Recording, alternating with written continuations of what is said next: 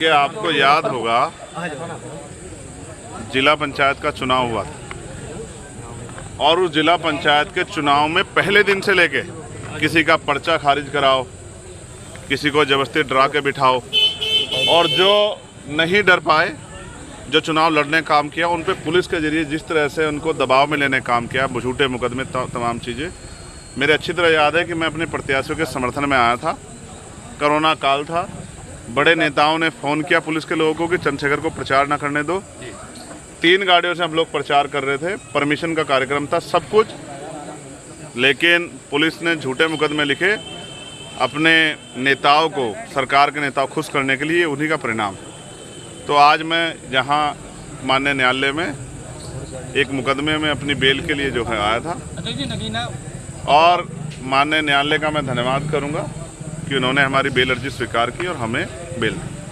अध्यक्ष जी, नगीना का चुनाव हो चुका, किस तरह के चुनाव परिणाम की उम्मीद आप कर रहे हैं? देखिए, नगीना में जो चुनाव हुए हैं, क्योंकि मैं ज्योतिष तो नहीं हूँ, ना भविष्यवाणी करता हूँ, मैं अपनी मेहनत पे और भीम आर्मी आज़ाद समाज पार्टी के साथियों की मेहनत पे आपको भरोसा दिला कहता हूँ कि हम कम से कम 1 लाख के अंतर से वो चुनाव, लोकसभा का चुनाव जीते हैं। और वही नहीं, जिन सीटों पे हम लड़े हैं, हमने बहुत ईमानदार से मेहनत की है पिछले 3 साल में। 2022 का चुनाव हारने के बाद हमने ये तय कर लिया था कि हमें इस अपमान को सम्मान में बदलना है, तो हमने जन समर्थन अपने पक्ष में करने के लिए तमाम लड़ाइयाँ लड़ी, तमाम संघर्ष किया। 69 शिक्षक भर्ती भी उसमें ही है, पुलिस भर्ती भी उसमें ही है, अग्निवीर का मामला भी उसमें ही है। और अब हमारे कंधे पर जिम्मेदारी है कि 2 अप्रैल जैसे झूठे मुकदमे लगा के जिस तरह से सरकार ने जुल्म किया दलितों पे, और जो आज धर्म जाति के आधार पे मुसलमानों पे, पिछड़ों पे, किसानों पे जो जुल्म हो रहा है, उसको रोकने के लिए हम उनकी मजबूत आवाज बनेंगे। अध्यक्ष जी, बार-बार इंडिया गठबंधन इस बात को कह रहा है कि जो भाजपा है, दोनों दल दावा कर रहे हैं कि भाजपा आ रही है, उसको लेकर क्या कहना है, जो संविधान बदलने की बार-बार बात कही? देखिए, बात ये है कि आरएसएस और भाजपा की शुरू से जो मंशा रही है, वो संविधान के बड़े समर्थन में नहीं रही। और जिस तरह के उन्होंने कार्य किए हैं और जिस तरह से तानाशाही का एक दौर चल रहा है, तो एक अविश्वास जनता के मन में भी पैदा हो गया। और आरक्षण तो खत्म ही समझिए ना, आप आरक्षण को वो कह रहे हैं कि संविधान आरक्षण, तो आप महसूस कीजिए 69,000 शिक्षक भर्ती में 20,000 पदों पे घोटाला हुआ। आपने जिसने चोरी की थी 420 का मुकदमा जिस पर दर्ज हुआ शिक्षा मंत्री को, उसको बचा दिया। और जो 6,800 नियुक्तियां आपने गलती मान के निकाली, अब तक उन बच्चों को नियुक्तियां नहीं दी। तो इसका मतलब आप अधिकारियों के साथ तो घोटाला कर ही रहे हो। इसलिए संविधान के आधार पर देश नहीं चल रहा, इसलिए बार बार कहा जा रहा है। जबकि भाजपा के नेता भी इसमें बयान दे रहे थे, बयान देने की जरूरत क्यों पड़ रही है? बयान देने की जरूरत इसलिए पड़ रही है कि आपने जो काम किए हैं उससे जनता में विश्वास पैदा हो गया कि आप संविधान, तो आपके नेता बात करते हैं। कई आपके नेताओं ने इस तरह के भाषण दिए कि हम संविधान को बदल देंगे। तो ये जो मूर्खता भाजपा ने की है, इसका खामियाजा उनको भुगतना पड़ेगा। और मैं आपसे फिर कह दूं, अलायंस में जनता चुनाव लड़ रही है और जनता में महंगाई, बेरोजगारी और तमाम तरह से जो कानून व्यवस्था में खराबी है और जिस तरह से देश की इकोनॉमी गिर रही है, जनता विरोध है, जनता चुनाव लड़ रही है और जहां जीतेगी वहां जनता जीतेगी। विपक्ष ने बहुत कुछ अच्छे काम नहीं किए कि मैं कह दूं मन में कोई भी मतलब किसी पार्टी को समर्थन की बात? ये क्या सवाल पूछा आपने?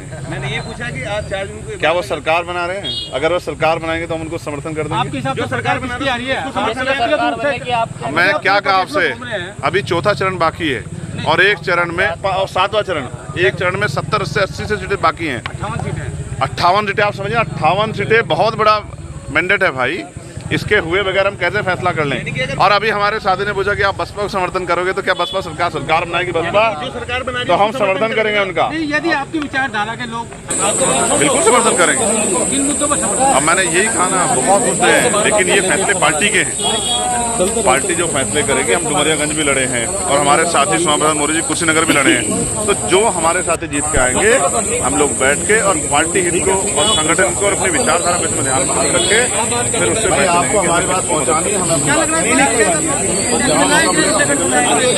ये तो मीडिया के लोग बता सकते हैं। मैं मीडिया के लोग उनकी बहुत सारी बातें दिखा रहे, तो मीडिया के लोग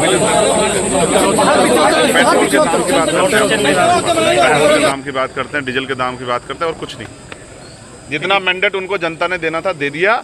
वो जब नगर पालिका, नगर परिषद का चुनाव था, उन्होंने कहा कि ट्रिपल इंजन की सरकार बना दो। उसके बाद क्या हुआ? क्या बेरोजगारी खत्म हुई? क्या सीवर में जो सफाई कर्मचारी मरते हैं, क्या मरने बंद हो गए?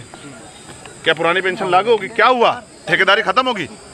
क्या अच्छा स्कूल, कॉलेज, यूनिवर्सिटी बना दिया आपने?